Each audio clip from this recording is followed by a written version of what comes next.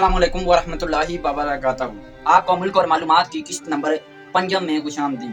آج ہم جنوبی افریقہ کا ایک ایسا ملک کی بات کریں گے جو جنگی حالات کے باوجود مسلسل ترقی کی راہ پر گامزن ہے اور ترقی یافتہ ممالک میں شامل ہوتا ہے۔ جی ہاں، ہم اس ملک کا نام بتانے جا رہے ہیں، انگولا۔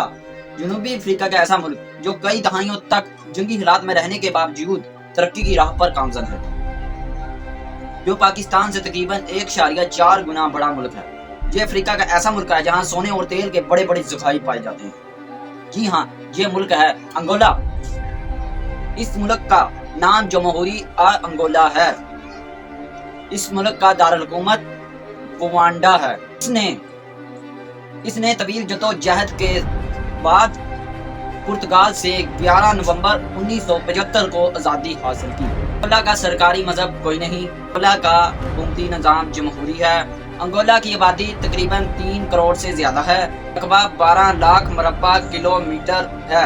سرحدیں 4 ممالک سے ملتی ہیں: کانگو جمہوریہ، جمہوریہ کانگو، یہ 2 الگ الگ ہیں، جمہوریہ کانگو۔ اس کے علاوہ زامبیا، نیبیا کی کرنسی کو کوانزا کہا جاتا ہے۔ پاکستان میں ایک کوانزا پاکستان کے آدھے روپے کے برابر ہے، کہ کوانزا 2 ہوں تو پاکستان کا 1 روپے۔